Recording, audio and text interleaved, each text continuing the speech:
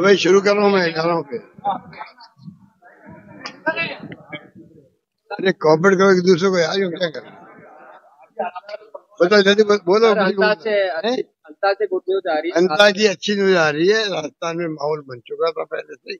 उम्मीद करते हैं कि शाम तक बहुत अच्छी मार्जिन में कांग्रेस जीतेगी। सर आप सीनियर पर्यवेक्षक थे बिहार, वहाँ गुड न्यूज नहीं है। बिहार के परिणाम जो है निराशाजनक है, इसमें कोई दो राय नहीं, क्योंकि जिस प्रकार का माहौल हमने देखा, एक तो जो महिलाओं को 10,000 रुपये दिए गए, प्रीमा फेसी मैं कह सकता हूँ प्रथम दृष्टिया तो मुझे लगता है 10,000 रुपये दिए गए। वो चुनाव कैंपेन चल रहा तब भी बांटे जा रहे थे, ऐसा कभी होता नहीं है। कैंपेन चल रहा है, पोलिंग होने के एक दिन पहले से पैसे जा रहे खाते में उनके। और राजस्थान देखिए आप, राजस्थान में हम टेलीफोन बांट रहे थे, मोबाइल फोन बांट रहे थे। जिस दिन आचार संहिता लागू हुई उसी वक्त मोबाइल फोन बटना बंद, बल्कि जो पेंशन थी बुजुर्गों की, विधवाओं की, निश्चितजनों की, बंद, बांट नहीं सकते आप। और बिहार में सब बढ़ रहे थे, पेंशन बढ़ रही थी, पैसा बढ़ रहा था। 10,000 रुपये बिहार जैसे प्रदेश में महिलाओं को मिल जाए तो आप सोचते तो क्या हो सकता है। एक तो वो फैक्टर भी था, और उसी में आता फिर इलेक्शन कमीशन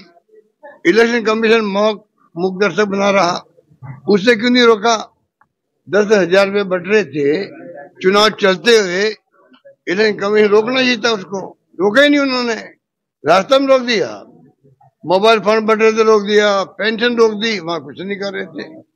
इसका मतलब जो राहुल गांधी और लोग सब वोट चोरी की बात कर रहे थे, वोट चोरी क्या होता है? यही तो होता है।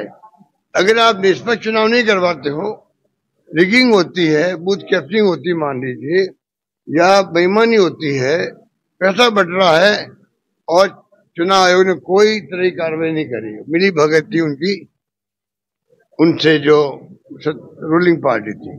और नंबर 3, जो पैसे का धन का तो दुरुपयोग हो रहा आजकल, कोई सोच नहीं सकता। हम सोच नहीं सकते कैसे पैसे बढ़ते हैं दिफा बन करके।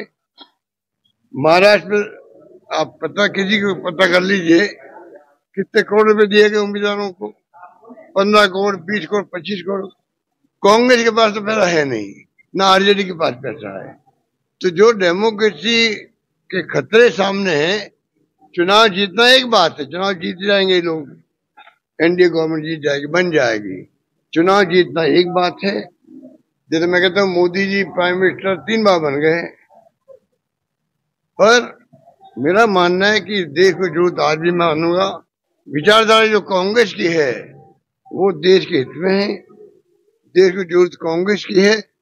और ये लोग जो धन बल इकट्ठा कर लिए इलेक्ट्रल बॉन्ड के माध्यम से, ईडी के नोटिस जाओ, 50 करोड़ आ रहे, 100 करोड़ आ रहे, तो नोटिस खत्म हो जाता है।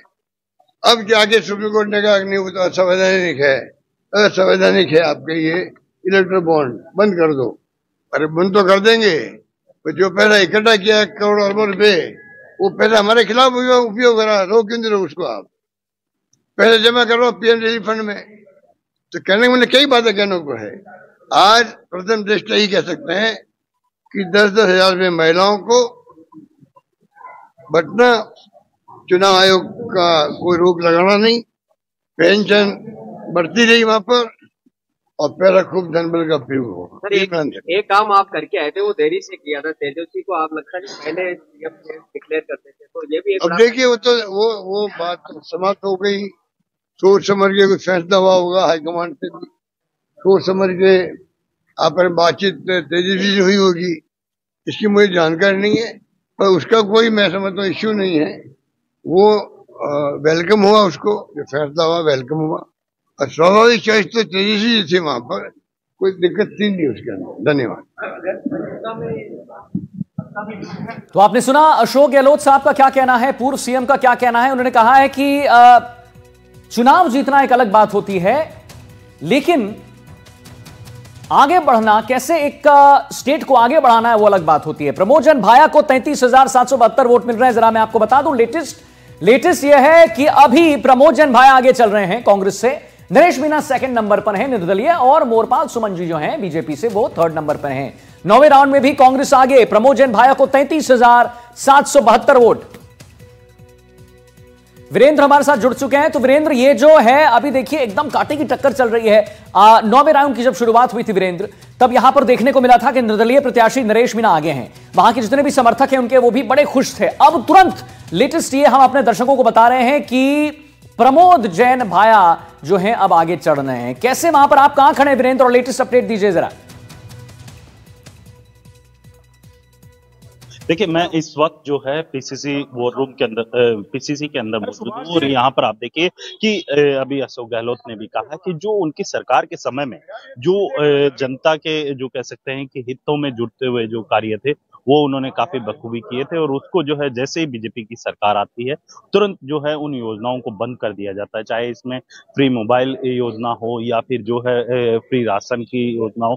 इन तमाम योजनाओं को बंद कर दिया जाता है। तो उसको लेकर जो है पूर्व मुख्यमंत्री अशोक गहलोत ने भी जो है निशाना साधा।